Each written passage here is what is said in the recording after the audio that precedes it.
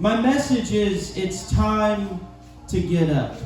And I really think this is a word for somebody here. So ako pamalandong adin kining mao nga mensahe alang gayon sa matag usa. You have fallen down. Nga dunay mga panahon nga di nasukamod o nahulog ta. Whether it's discouragement, O pinaagi ba sa pagkadiskurahi, pagkadismaya, your failures, o sa mga imong kapakyasan, or you are weary in your soul. dunay mga kakapoy diha o kabugat sa imong kalam. And you're saying, I don't know how I got here. Gaingon ka nga din unsaon nako kini pagpahigawas dinhi. But God is saying it's time to rise up. So ang Dios nagasulti nga panahon na ron nga motindog ta. Amen. Proverbs 24 verse 16. For a righteous man may fall 7 times and rise again, but the wicked shall fall by calamity. Sa versikulo 16, kaya ang usa ka matarong nga tawo mapukan sa makapito ug mubangon pag-usab apan ang dautan ginalaglag pinaagi sa pagkaalaot. Amen. Sumagang po tayo. Father, I ask you today, God, through this message, by your word, by your Holy Spirit, Lord, speak to your people. Father, even if there's one person that you have sent this word for today, I know this is a word of encouragement. God, but if you don't breathe life now, Lord, then it will have no effect. So I'm asking you now to breathe upon us. I'm asking you to bind every disturbance of the Spirit, that those who need to hear this message right now, God, Lord, you will speak to them, and they will hear the love and the power of God today. In the name of Jesus, amen. So he said, a righteous man may fall 7 times, but he rises again. So nagingon siya diri mga igsoon nga usa ka matarong nga tawo mapukan man siya sa makapito apan siya mo bangon diha. See, it's not how many times do you fall.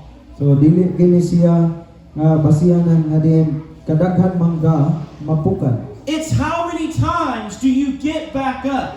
So ang gikinahanglan nga din pila man ka kahigayon nga din gibangon. See, the Bible says we stumble or we fall in many ways. Ang Biblia nagasulti nga din kita mapukan sa makadaghan ngayon nga paagi o higayon. But the danger is Apan ang makuyaw nini in our failure, diha sa atong mga kapakyasan, in our sin, sa atong mga sala, in our discouragement. o diha sa atong pagkadiskurahi. If we run away from God, Nga diin kini hinungdan nga diin mo pahilayo hinungta ngadto sa Dios. if we stay in the pit of darkness, So diha nga kita magpabilin diha sa gahom sa kangitngit. then we are falling into the hand of Satan. Nang kita diay mahulog ta diha sa kamot ni Satanas. He said, a righteous man, Isa ang matarong nga tawo, a man who loves God, ang tawo nga diin nahigugma sa Dios, a man who walks with God, ang tawo nga diin nagalakaw kauban sa Dios. he may fall 7 Nga times, diin siya nagkaygayonan nga diin siya mapukan makapito kahigayon. but he rises again. Apan siya mubangon gihapon. Now let's go to 1 Kings 19. Sa unang hari 19. And I want to start by talking about the fall of discouragement. So magasugod ko sa pagsulti may tungod diha sa pagkahulog tungod sa pagkadismaya o Because pagkadismaya. if the devil cannot get you to fall into sin, Tungod kay kung ang yawa dili siya makapukan kanimo o makapahulog kanimo gikan sa sala, then the next thing is to make you discouraged in your walk with God. susunod nga ang buhaton gusto niya nga i-dispurahi kaniya sa imong pagpakigkauban sa Dios. Now we see this in the Bible.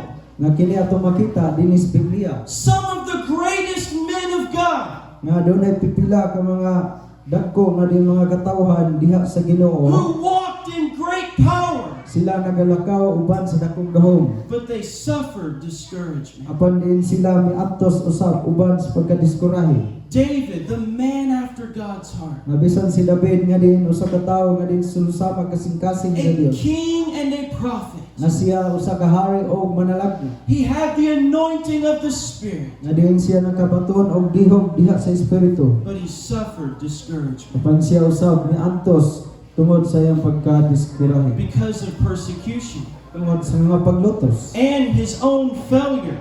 o sa iyang kaugalingon usab nga mga kapakyasan. But David encouraged himself in the Lord. Apan si David siya midasig sa iyang kaugalingon diha sa Ginoo. Now let's go to 1 Kings 19.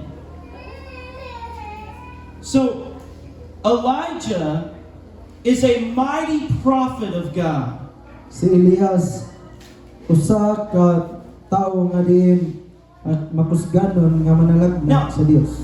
We find him after a great victory. So siya kaplagan nga si diha nga din nahuman siya sa dakong kadaugan. He is called fire from heaven. Sa diha nga mitawag siya sa kalayo gikan sa langit. He has defeated 400 false prophets. Iya gi buntog ang upat ka gatos ka mga manalagna ni Baal. He had a great victory. Nakabaton siya og dako kay kadaugan.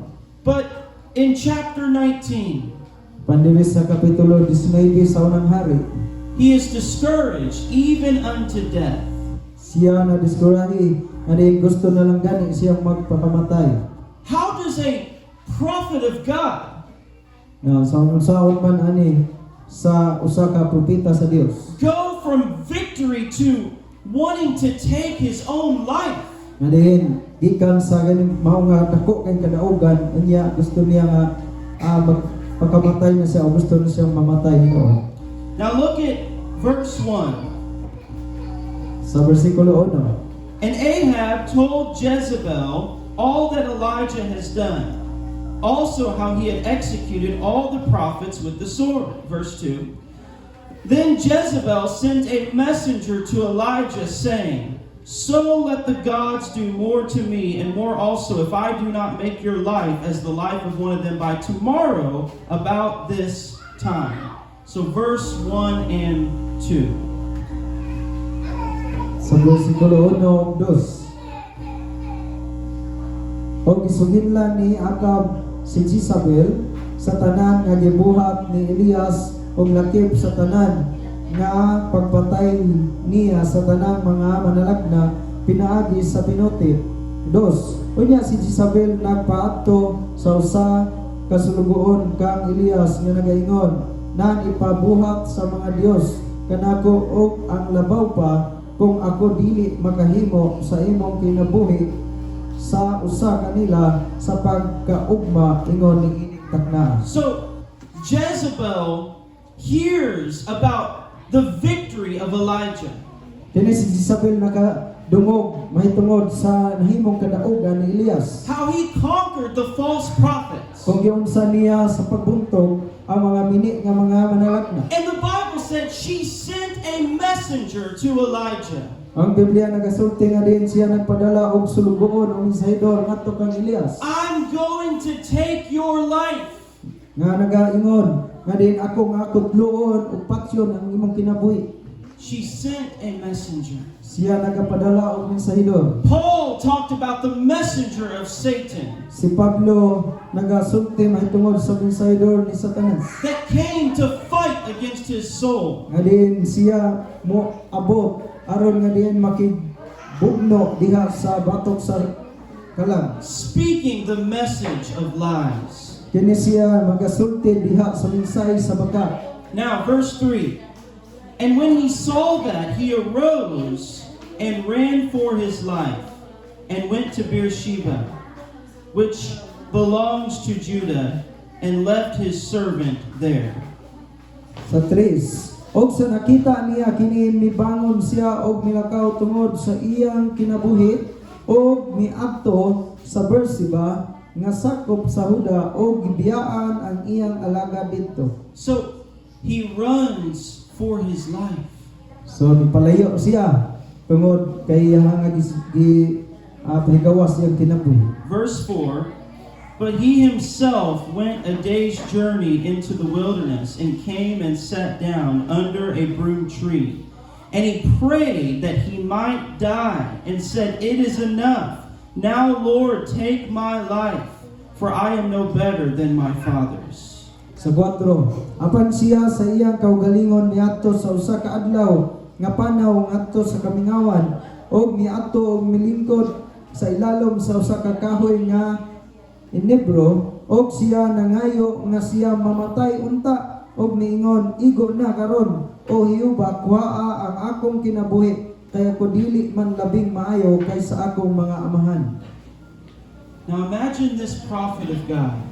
Napamalandong ikining mao nga manalagna sa Dios. He prays to God, Siya nagadayeg sa Dios. take my life. O din siya day nagaampo nga kutloon na o bawion na ang iyang kinabuhi. He's greatly discouraged. Labihan kadako ang iyang pagkadiskurahi. He defeated 400 false prophets. O iya nga gipildi ang mga mini nga manalagna nga 400. But one woman Panusalang kababay speaks a word of death over his life. nga diin nagahulga kaniya may tungod sa pagpatay sa iyang kinabuhi. And now he wants to die. Karon nga diskuray siya o gusto na lang siya pod nga diin mamatay. Now, what is God's response? Nga unsa man ang gisulti sa Dios ngadto kaniya? When God sees us go from great faith to great fear, Nga diin nakakita ang Dios gikan sa dako niyang pagtuo o ngadto sa dako niyang kahadlok. is God done with us? Nga diin ang Dios na humanawan nato, Is God given up on us? ang Dios kining ningunong na bagid nato. You were strong, but now you're weak. Nga diin karon nga gikan ka sa kusgan ka, nya karon na huyang na ka. What's the response of God for His child? Nga unsa man ang tubag o gibuhat sa Ginoo ngadto sa iyang anak. Verse 5. Then, as he lay and slept under a broom tree, suddenly an angel touched him and said to him, arise and eat. Diri sa bersikulo 5, og siya may higda og natulog sa ilalom sa usa ka kahoy nga inibro og aniya karon usa ka manulunda ni kablit kaniya og mingon kaniya tumindog ka og kumaon. Tanindod ka, arise and eat. Now, this happens twice. Kani siya nahitabo sa makaduha kay gayon. God does not give up on Elijah. Ang Dios wala gyud magpasagad o wala gyud siya mohunong sa pagtagad pagatiman kan Elias. I want you to see the patience of God. Gusto nako nga inyong makita ang pailog sa Ginoo. Twice, God sends an angel Kaduha kay gayon nga ang Dios nagpadala siyang manulunda ngadto and kang He Elias. gives him food. O aron paghatag kaniya makaon. And the message is, get up! O ang kining ang mao nga mensahe nga Now, nagaabot ngadto kaniya the- ingon nga tumindog ka. Now, the word says in verse 8, so he arose and ate and drank and went in the strength of that food 40 days and 40 nights as far as Horeb, the mountain of God. Sa bersikulo 8, og siya mibangon og mikaon og miinom og miadto tungod sa kusog ni atong makaon sa kapatan kaadlaw og sa kapatan kagabi ngadto sa Horeb ang bukid sa Dios. Now, when you read this, it seems like Elijah has won the victory. Adiin sa diya mo basa kaniini nga diin imong makita nga diin si Elias nakahimo og dako kayod nga usa ka kadaugan. He regains his strength. Nga diin nahibalik ang iyaha nga kusog. He runs for 40 days. Nga diin siya mibangon niya anang sulod sa 40 ka adlaw. But then, he's discouraged again. Oh, niabot na usab ang higayon nga diin siya Now, nadiskurahe. The patience of God, Ang pasensya ipailog sa Dios. ang gugma sa Diyos. O ang gugma sa Ginoo. First, God sends His angel. Sa unang higayon nagpadala siya og mga manulunda. But now, God Himself speaks to Elijah. Sa ikaduhang higayon, ang Dios na gayon nakigsulti ngadto kang Elias. In verse 9, the Lord says, "What are you doing here, Elijah?" Sa bersikulo 9, og siya miadto ngadto sa usa ka langob og mipahulay dito og aniya karon ang pulong ni Jehova midangat kaniya og siya miingon kaniya unsay imong gibuhat dinhi Elias. He said, "Elijah, what are you doing?" Ako "What are you doing, Elijah?" sa kuno imong gibuhat diri Elias. And Elijah said in verse 10, "I have been very zealous for the Lord God of hosts. For the children of Israel have forsaken your covenant, torn down your altars, killed your prophets with the sword. I alone am left, and they seek to take my life." Bersikulo 10, og siya mingon ako nangabugho sa hilabihan tungod kang Jehova ang Dios sa mga panon kay ang mga anak sa Israel misang ming salikway sa imong tugon gigunob ang imong mga halaran o gipatay ang imong mga manalagna pinaagi sa pinuti og ako na lamang ang nahabilin o gipangngita nila ang akong kinabuhi aron sa pagkuha niini. He said, "I'm the only one left. Ingon si Elias, ako na lang usa nahabilin. They've killed all your prophets. Gipamatay na tong mga propeta. They tore down your altar. Adin gipang guba ang imong mga halaran. I'm the only one left." Ako na lamang diri nahabilin. Have you ever felt that way? Na nagkasinati ba mo ana nga mahina? I'm the only one, God. Ngayon, ako na lang But diri. God's response, "I have 7,000 men who have not bowed to the idol." Apan ang Dios mitubag ngadto kang Elias nga aduna pa nahabilin nga 7,000 nga diin mga tawo nga wala moyukbo sa mga Dios.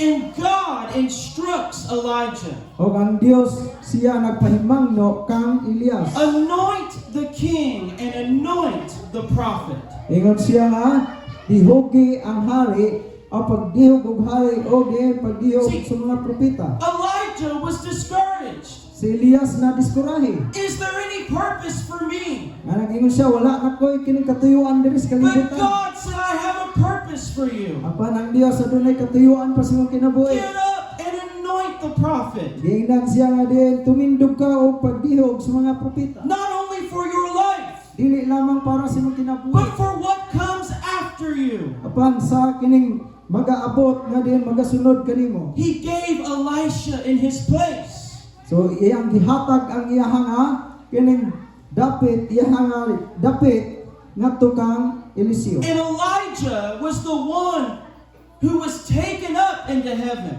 Adin kani si Elias sa diya nga din siya gikuha na o gidala sa langit. See, God sees our discouragement. Ang Dios nakakita sa atong mga pagkadiskurahi, And we go pagkakadismaya. from great victory, and then all of a sudden, we're discouraged. Nagikan siya sa dako kay kadaugan, niya sa kalit nga diin siya anaa sa pagkadiskurahi. But God is not done. Apan ang Dios wa pa mahuman. He still has a purpose. Nagpabilin pa ang iyang katuyuan. Now, let's look at the life of Jeremiah.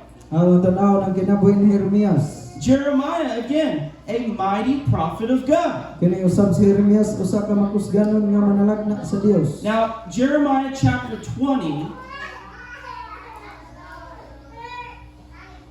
verse 7 and 8. It says, "O Lord, you induced me and I was persuaded. You are stronger than I and have prevailed. I am in derision daily. Everyone mocks me. For when I spoke, I cried out. I shouted violence and plunder, because the word of the Lord was made a reproach to me and a derision." Verse 9. "Then I said, I will not make mention of him, nor speak any more in his name. But his word was in my heart like a burning fire, shut up in my bones. I was weary of holding it back, and I could not." Verses 7 through 9. Jeremias 27 ngadto sa 9. Kung iyo bagyo gilukmay mo ako o ako nalukmay man, ikaw kusgan kay kanako o nakadaog ako nahimo nga katawanan sa tibuok nga adlaw. Ang tagsa-tagsa nanago nagbiay-biay kanako. 8. Kaysa gihapon nga ako namulong, ako mituaw, ako misinggit pagpanlupig o pagkalaglag. Tungod kay ang pulong ni Hiyuba gihimong talamayon kanako o yubiton sa tibuok nga adlaw. 9. Unya kung moingon ako, dili na ako maghisgot may tungod kaniya, ni magsulti pa pag-usab sa iya ngalan. Unya aniya sa akong kasing-kasing ang sama sa siga nga kalayo nga natuob sulod sa akong mga bukog, ug ako gikapuyan sa pagpugong og dili na makaantos. Jeremiah was sent to Israel Kini si Jeremias siya gipadala ngadto sa Israel to warn them of Babylonian captivity. aron nga din sila nga diin pasidan-an tungod sa mga pagkabihag dito sa Babylonia. 70 years of slavery was coming to their life. Tungod kay kining 70 years of slavery in so pito Babylon.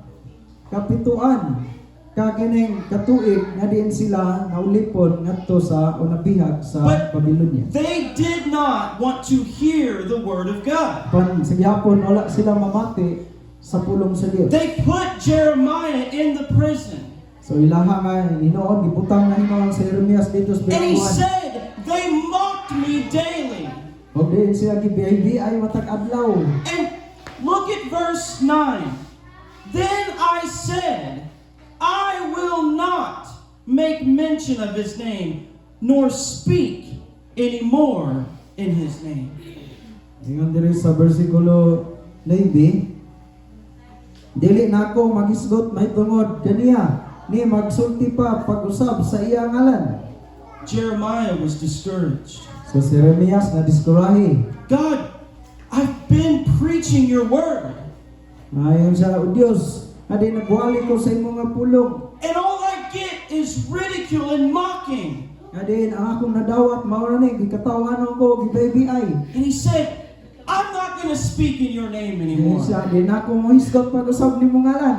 That's Jeremiah, O mao ni si Jeremias, a man of God. ang tao sa Dios. And he said, I'm not speaking the word anymore. Adi na ako mosulti pa sa imong pulong.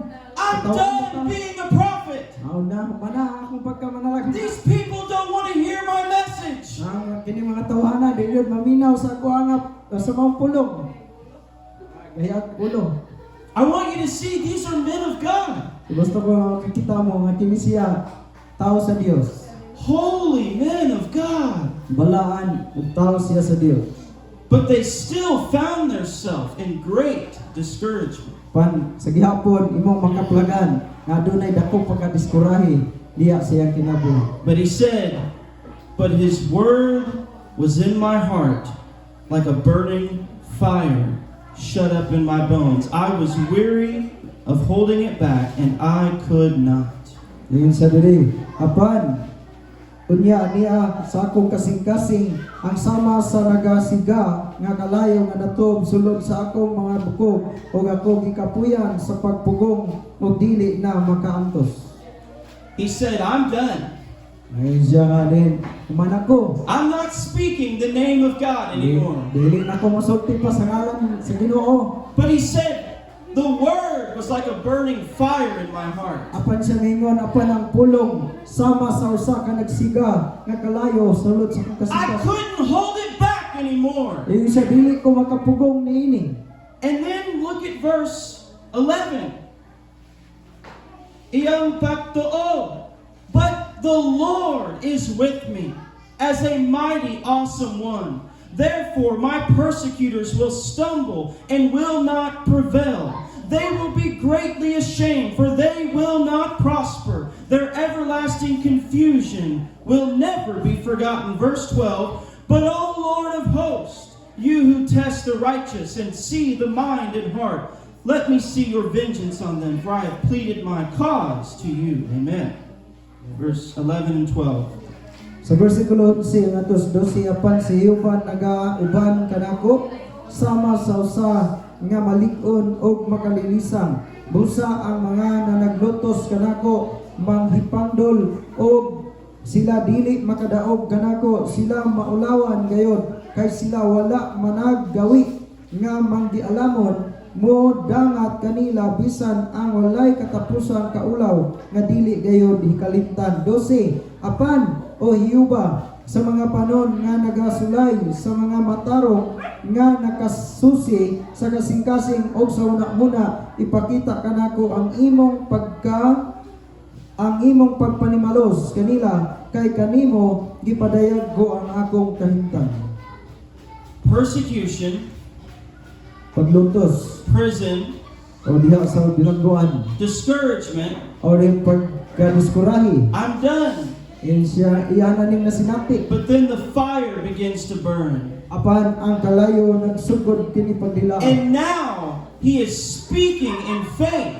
Karon siya nagsugod sa pagsulti diha uban sa pagtuo. The Lord is with me. Kung siya ang Ginoo aniya uban kanago. My persecutors will fail. Ang mga maglulutos kanako sila dili kabuntog They kanago. will be ashamed. Kadin sila mohatod sa kaulawan. They will not prosper. Dili sila molampos. You, O Lord, test the righteous. Kay ikaw o Dios mao ang nagasulay sa mga matarong. And then verse 13 he says, sing to the Lord. Now he has a song in his heart. Sa bersikulo 13 nagingon yung manag-awit kamo kang Hiyuba. See, there's a song now in his heart. So adunay kining pag-awit nasulod siyang kasikas. Some of you have lost your praise. Ang uban kaninyo nawala na ang mga pagdayo. You've lost your joy. Nawala ang kalipay. But today, God wants the word to burn in your Ang heart. karon ining adlaw gusto ang Dios nga diin nga ang pulong niya maga dilaab sa imong nga kasing-kasing. So that you can sing unto the Lord Aron nga ikaw makaawit pag-usab a ngadto new sa Dios. song of O praise. bago nga kining awit o pagdayo. Amen. Amen. So Jeremiah. Now, go to Jeremiah chapter 12. Jeremias kapitulo 12. Verse 5. If Jeremiah 12 verse 5, if you have run with the footmen and they have wearied you, then how can you contend with horses? And if in the land of peace in which you trusted they wearied you, then how will you do in the floodplain of the Jordan? Sa Jeremias 12:5, kung ikaw nagdalagan uban sa mga nanlakaw og sila nagpakapoy kanimo, nanunsaon mo sa pagpakiglahutay sa mga kabayo o bisan sa yuta sa kalinaw diin ikaw masaligon bisan pa niini unsaon mo sa paghimo dito sa mubaha ang Jordan. What is he saying here? Naon sa mayang isulti niini? He's talking about spiritual warfare. Kini siya nagasulti may tungod sa espirituhanon nga din pakigbugno. The footmen represent the small battles. Ang kining naglakaw nga mga tawo nagrepresentar kini siya nga igsoon sa gamay lang nga And pakiggubat. those who ride on horses have greater strength. That's greater spiritual battles. Usa diha nga din makiglumba ka sa kabayo usa kini kadako nga kining pakig-away. He's saying if you faint when you're fighting the small battle, how will you stand in the great battle? Ngayon siya, kung ikaw kapuyan man sa gamay nga gani nga din pakig-kaaway nimo nga gamay, unsaon man nimo nga din mo kabarog ka o daog ka diha sa dakong And pakig-away. he says, in the land of peace, ang yuta sa kalinaw, how will you stand in the floodplain of Jordan? Yun siya nga, bisan diha sa yuta sa kalinaw, wala nimo ni sinati sa kinabuhi unsaon man nimo ni nga mahitabo kon mubaha ang suba sa Jordan. This is the small battles. Kini siya gamay lang nga din pakigubat. Some of us lose our faith in the small battles. Ang pipila kanin na kanato nga din mawala ang atong pagtuo sa gamay lang nga kining gipakigbisugan. I mean, you burn your rice and now my day is ruined. Nga din sunog na ni dokot na nang imuha nga kining kanon kay nasubraan yung magsugnod niya naguba na yung pagbato. It's just going to be a terrible day. So kaingon ka, ligid mayo ning adlaw. You lose your phone. Oh, my whole day is over. Oh, kaya nga kaning ang tibok adlaw mao na gini ay tabo. He said, if you can't stand in the little battle, how are you going to fight when the great battle comes? So kung sa gamay ra kuno dili gani ka maka harong, so unsaon na nimo pagharong sa dako na niya? So Jeremiah knew discouragement. Now let's go to Proverbs 24, verse 10. Because this, again, it speaks to the same thing. 24. 24, verse 10. It says, if you faint in the day of adversity, your strength is small.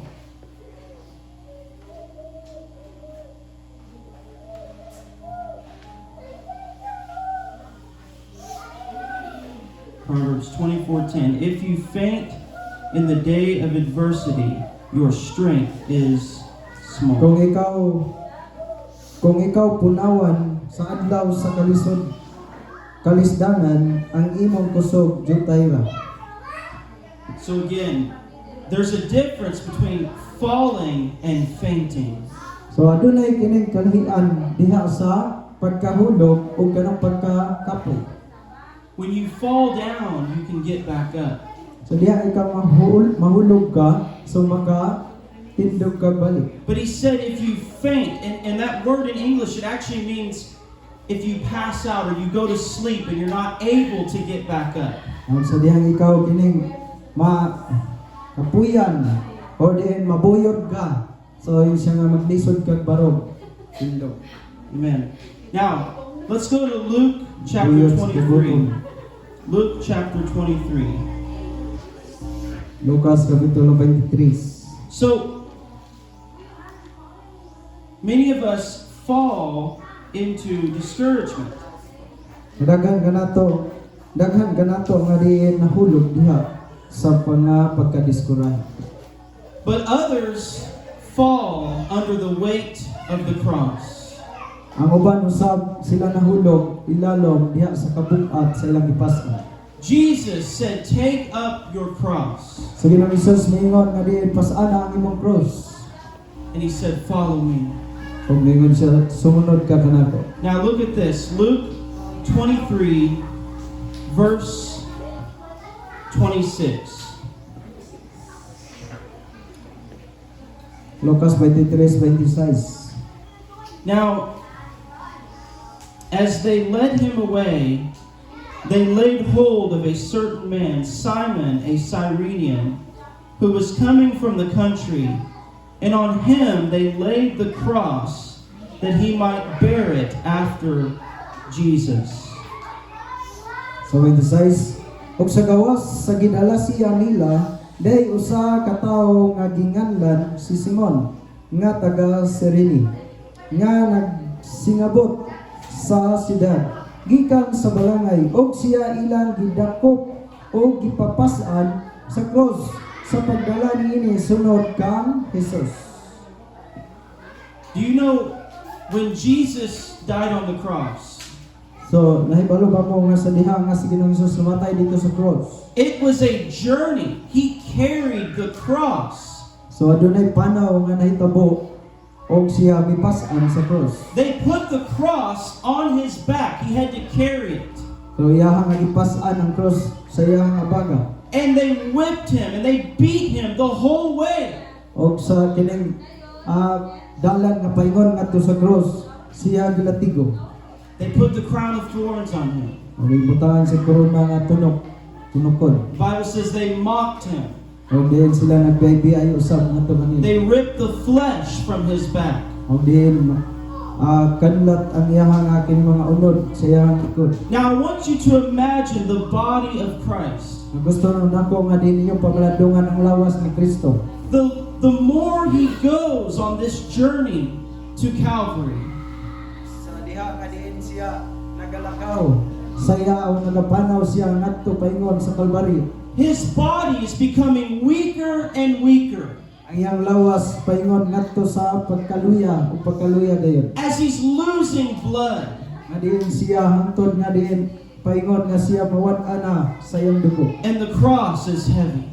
O ang cross siya nagakabuk-at pag-ayo. Now it says they called a man Simon, and they laid the cross that he might bear it or carry it with Jesus. O gitawag niya gini mga tao nga si Simon nga diin taga Sirini aron ilang ipapasan sa cross nga gipasan ni Ginoong Hesus unya pasundon ni Ginoong Hesus. Now, Christ had the cross carrying it.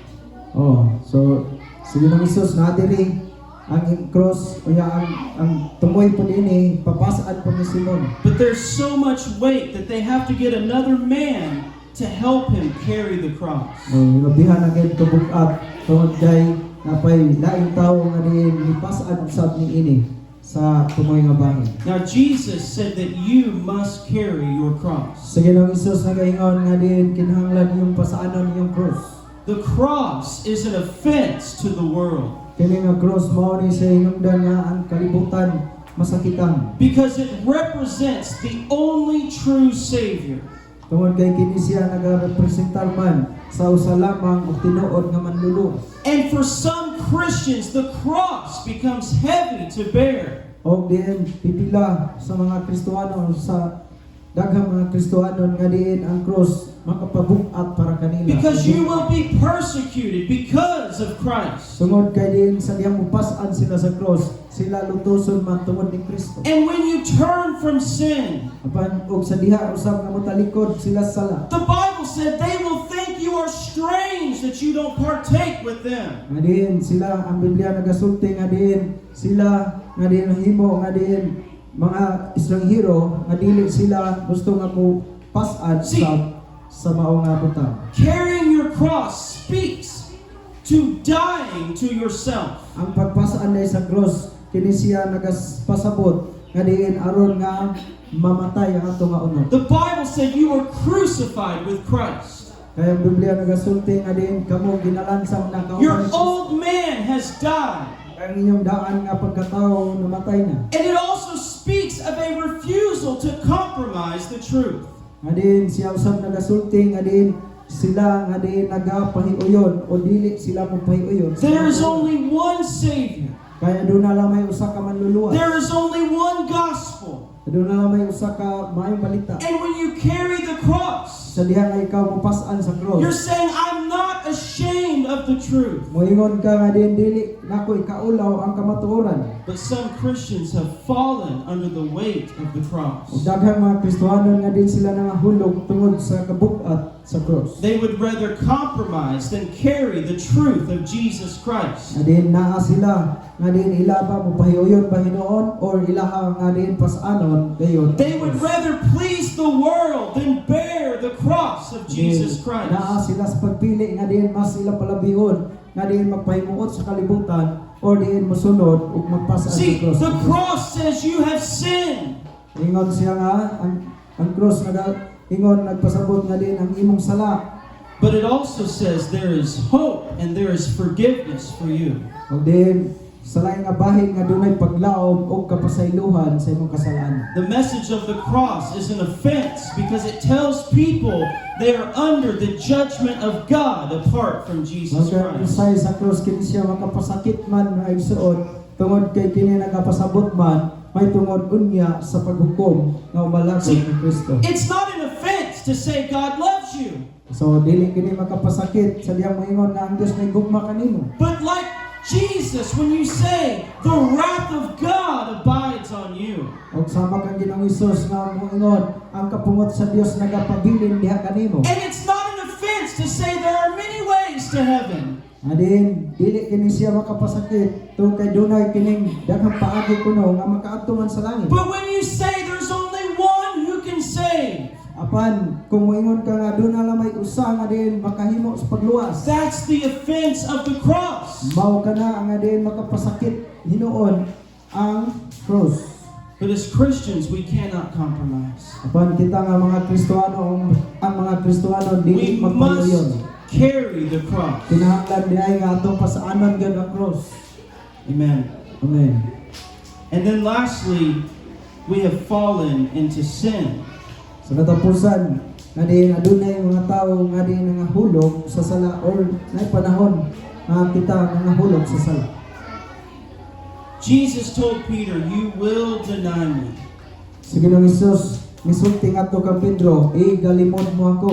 He said, "Lord, I'm ready to die for you." Og ngayon si Pedro, dili kay andam gyud ko nga moonong nimo magpakamatay. I believe most Christians want to be faithful to God. Ako nagato nga diin kalagmitan gyud kadaghanan sa mga Kristohanon gusto nga diin mag kining matinud-anon ngadto sa Ginoo. But there are times that you fall. Panag nagay panahon nga mahulog ta. Now, again, a righteous man may fall 7 times, but he Kung balikon, rises again. adiin ang usa ka matarong nga tawo mapukan man sa makapito pero mubakon gyapon sa mubarog gyapon. And so Jesus said, "When you return to me, strengthen your brethren." Og sa Ginoong Hesus mingon ngadto kang Pedro, sa diyang mohibalik ka kanako, dik-una ang imong mga igsoon. Amen. Let's go to our last scripture, Isaiah chapter 60. Sayas kapitulo 60, Verse 1. kapitulo 1. Bersikulo 1. 60 bersikulo 1. Arise and shine, for your light has come, and the glory of the Lord is risen upon you. Yung sa tindog sidlak kay ang imong kahayag miabot na o ang himaya ni Jehova misubang sa ibabaw kanimo. That's the word of God. Kini siya mao ang pulong sa Dios. If you have fallen, God says, arise and shine. Sa diha nga ikaw mahulog ang Dios nga gayon nga diin tumindog ka o sumidlak. In verse 2, he said, darkness will cover the earth and gross darkness to people, but the glory of the Lord will be seen upon you. Sa bersikulo 2 ingon siya ang kangit-ngit gitabon dinhi sa yuta apan ang himaya sa Dios midan-ag diha kaniya. You might be discouraged today.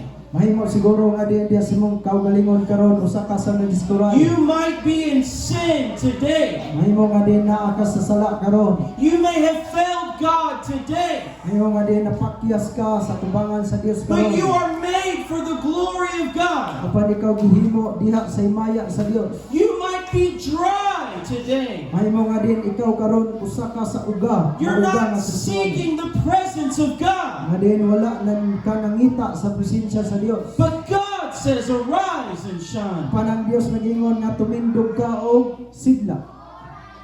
Now in closing, how do we win the victory? Sa katapusan, unsaon man nato nga din maka-abuta ug dagat nato ang kadaugan. One day at a time. Usa niya na kadlaw. You cannot change yesterday. Dili na nato mausab ang milabay. And Jesus said, do not worry about tomorrow. Sa Ginoong Hesus mingon ayaw kabalaka mahitungod sa ugma. He said, it is enough today that the evil or the trouble. So ningon siya nga igo na sa adlaw nga din magproblema siya sa iyahang suliran karong adlaw. He taught us to pray, give us this day our daily bread. Siya nagatudlo kanato sa pagampo nga nagingon nga ihatag kanamo ang among makaon karon nga adlaw. He said, today is the day of salvation. Nagingon siya nga kay karon mao nga adlaw sa kaluwasan. He said, today if you hear His voice, Nagingon siya nga karon kung makadungog ka sa pagtingog, do not harden your heart. ayaw patigaha ang imong kasing-kasing. You can't control tomorrow. Dili na nato ma-kontrolar, mapugnan ang ugma. You can't change the failures of yesterday. Dili na nato kining usab ang atong kapakyasan sa milabay nga adlaw. But today you can come to the cross. Apan karon makahimo paghapon ta pagduol dito sa cross. Today you can be forgiven. Karon mahimong pinasaylo. Today you can cry out to Jesus Karon Christ. makahimo kas pagtuaw ngadto kang Ginoong Hesus. Today you can be filled with the Spirit. Karon nga din mahimo nga din mapuno ta sa espiritu. Today you can open God's Word. Karon nga din ikaw makahimo ka pag-apply sa pulong. Today you can fall to your knees. Nga din karon pwede ka nga mapiko sa imong tuhod.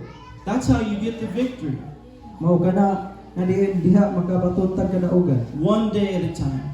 Nga diin usa niya kaadlaw usa kay gayon. And the Bible says, every morning, God's mercy is new. Ang Biblia nagasulti nga diin sa matag buntag ang kaluoy sa Dios bag-o. Every day is a new day. Sa matag adlaw usa ka bag-o nga adlaw. He's the God that's alive right now. Kay siya ang Dios nga diin buhi bisan karon. Amen. So mga igsoon, arise and shine. Let's stand together. Amen? Manindog ta mga igsoon. Amen. Let's stand in the natural and let's rise in the spiritual. Amen. So, Hallelujah. I want to say one last thing. When God tells you to rise and He tells you to stand up, He's not telling you in your own strength, you got to find a way. He's simply saying, come to me. That's what it means to rise. It means I'm going to get up and I'm going to go to God. And then I will receive the strength and the victory.